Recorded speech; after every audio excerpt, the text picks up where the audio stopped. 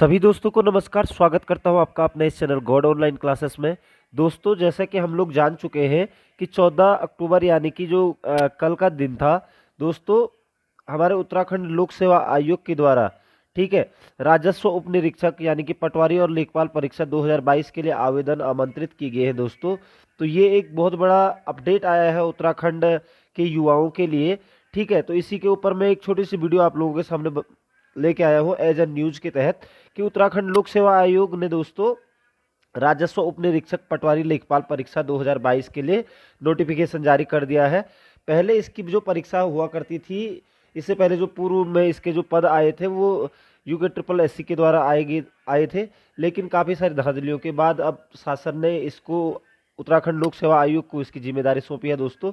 तो आप लोगों के लिए एक सुनहरा अवसर है दोस्तों कि आप लोग अपनी एक तैयारी पुनः दोबारा से शुरू कर सके। तो इसका जो विज्ञापन के जो प्रकाशन की जो तिथि है दोस्तों, ये आप देख पा रहे हैं कि 14 अक्टूबर 2022 यानी कि शुरू हो चुकी है। और ऑनलाइन आवेदन भरने की जो अंतिम तिथि है दोस्तों वो 4 नवंबर 2022 तक है। तो आप 4 नवंबर तक इस फॉर्म को जरूर भर लीजिएगा। तो जैसे कि दोस्तों हम देख पा रहे हैं कि जो राजस्व उप निरीक्षक यानी कि जो पटवारी लेखपाल की जो चयन परीक्षा है, इसके अंतर्गत टोटल 563 कितने 563 पदों को का सृजन किया गया है दोस्तों इसमें। ठीक है, 563 पद है। इसके अंतर्गत पटवारी भी है और लेखपाल भी है। तो आप लोग ऑनलाइन आवेदन कर सकते हैं 4 नवंबर 2022 तक दोस्तों। ठीक है, इसके थोड़ा बहुत महत्वपूर्ण इंपॉर्टेंट चीज़ें हम देख लेते हैं यहाँ पर अगर हम बात करें दोस्तों कि एक परीक्षा भी होगी इसमें, शारीरिक परीक्षा, और उसके बाद एक लिखित परीक्षा होगी। इसमें जो रिक्तियों का विवरण है दोस्तों, यहाँ पर ये देख लीजिएगा, रिक्तियों का जो विवरण है वो कुल 563 है, जैसे कि मैं कह चुका हूँ। इसके अंतर्गत जो पटवारी की जो पद होंगे वो 391 होंगे दोस्तों, 391 पटवारी, और 172 आपके क्या होंगे, 172 दोस्तों आपके लेखपाल होंगे। यहाँ पर सबसे बड़ी बात जो ये है कि आप जो पटवारी के लिए जो आवेदन करेंगे उनके लिए जो न्यूनतम जो आयु सीमा है वो 21 वर्ष से 28 वर्ष है दोस्तों पटवारी के लिए, जबकि लेखपाल के लिए आपका 21 वर्ष से 35 वर्ष तक है। इसमें आरक्षण भी दिए होगा, 5 वर्ष का एक्स्ट्रा मिल जाता है इसमें। ठीक है, तो ये चीज़ आप लोग देख लीजिएगा कि 21 वर्ष से 28 वर्ष पटवारी के लिए है और 21 वर्ष से 35 वर्ष आपका लेखपाल के लिए है दोस्तों। तो जिले वाइज इसमें अलग अलग जिले वाइज इसमें क्या है, रिक्तियां हैं। आप चाहे किसी भी जिले के लिए अप्लाई कर सकते हैं, ऐसा कुछ नहीं है कि आप पर्टिकुलर जिस जिले में रहते हो वहीं के लिए कर सकते हैं। आप किसी भी जिले के लिए अप्लाई कर सकते हैं। साथ ही साथ इसमें जो योग्यता है दोस्तों वो है आपकी ग्रेजुएशन होनी चाहिए आपकी किसी भी सब्जेक्ट से, आर्ट हो या साइंस हो।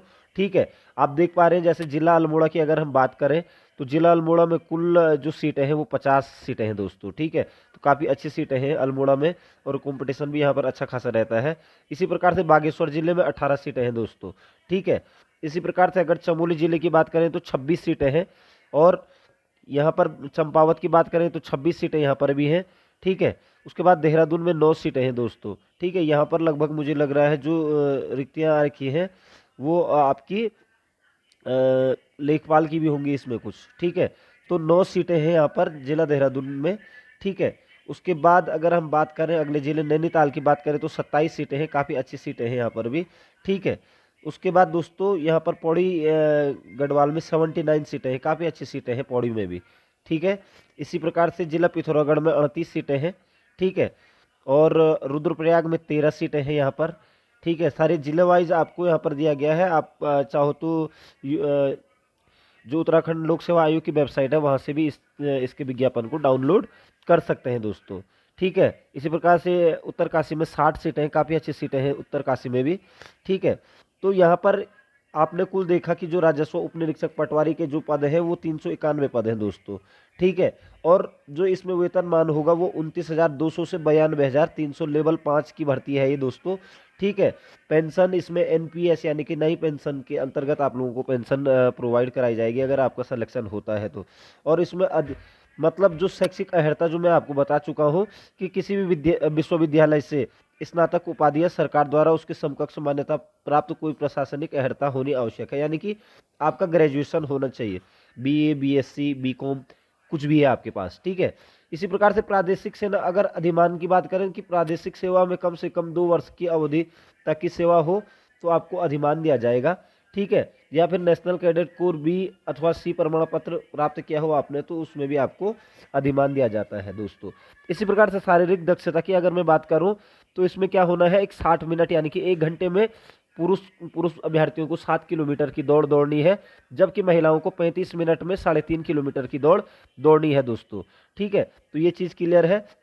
उसी प्रकार से शारीरिक मानक पुरुष अभ्यर्थियों के लिए न्यूनतम ऊंचाई 168 सेंटीमीटर व महिला अभ्यर्थियों के लिए 152 सेंटीमीटर अनिवार्य होगी। तो पुरुष अभ्यर्थी 168 सेंटीमीटर होने चाहिए, यानी कि 168, और 152 चाहिए महिलाओं के लिए सेंटीमीटर में, ठीक है ना।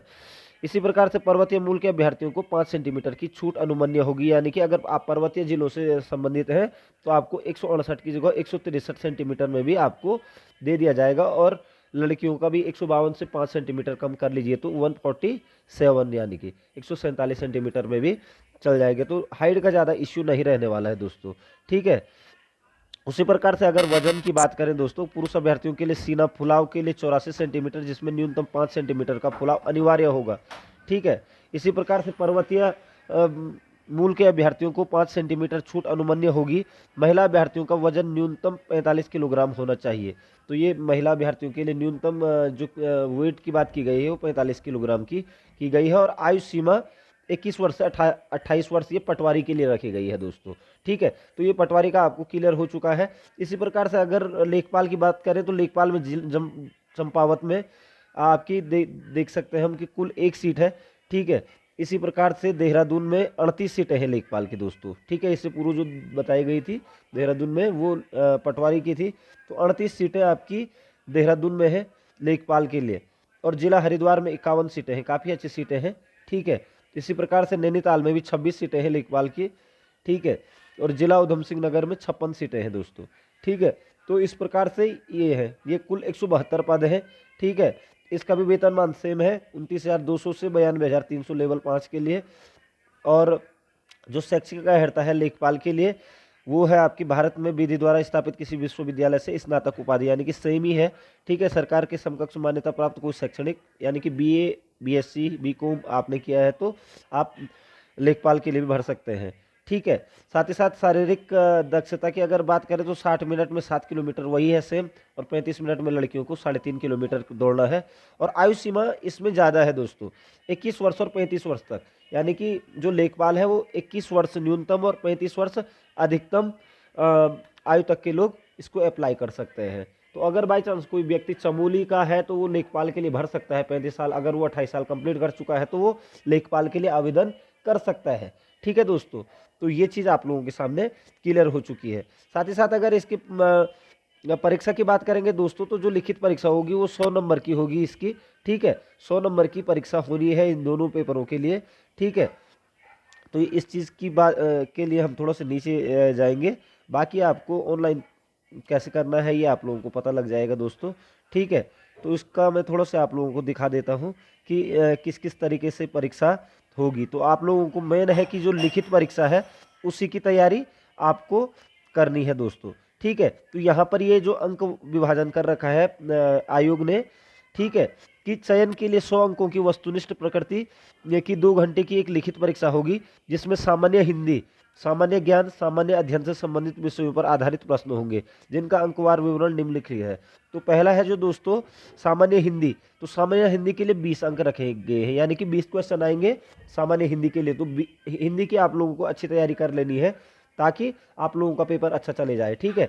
इसके साथ ही सामान्य ज्ञान व सामान्य अध्ययन तो एक अपने आप में बहुत बड़ा क्षेत्र है, 40 अंक का यहाँ से आएगा, और इसके अंतर्गत क्या आएगा आपका, एक तो रीजनिंग पूछी जाएगी, सामान्य बुद्धि परीक्षण और मानसिक योग्यता, इतिहास के भी कुछ क्वेश्चन आएंगे, भूगोल के कुछ क्वेश्चन आएंगे, राजनीति विज्ञान के कुछ क्वेश्चन आएंगे, अर्थशास्त्र के कुछ क्वेश्चन आएंगे, राज्य, राष्ट्रीय और अंतर्राष्ट्रीय महत्व के समसामयिक यानी कि करंट अफेयर्स और कंप्यूटर की मूलभूत जानकारी से आधारित क्वेश्चन आएंगे, और ये हो जाएगा आपका टोटल 40 अंक का दोस्तों, ठीक है। और लास्ट है आपका उत्तराखंड से संबंधित विविध जानकारियां, तो ये 40 अंक की आएगी। तो आप अगर उत्तराखंड और क्या बोलते तो सामान्य हिंदी का अगर अच्छे से नॉलेज प्राप्त कर लेते हैं तो ये वाला क्षेत्र में मार्क्स आ ही जाते हैं सबके, ठीक है, सामान्य अध्ययन वाले में, तो आप अच्छा स्कोर कर सकते हैं, ठीक है दोस्तों। और कहाँ से पूछे जाएंगे क्वेश्चन, ये चीज़ अभी क्लियर नहीं है।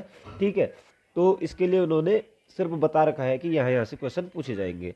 तो आई होप दोस्तों आप लोगों के लिए, इसके लिए मैं आप नई वीडियोस क्लासेस शुरू करने वाला हूँ। आप लोग मेरे साथ बने रहिएगा और आप लोगों को सफलता दिलाना मेरा काम रहेगा इस बार। तो जय हिंद, जय भारत। मिलते हैं अगली वीडियो में, तब तक के लिए आपका समय उज्जवल हो।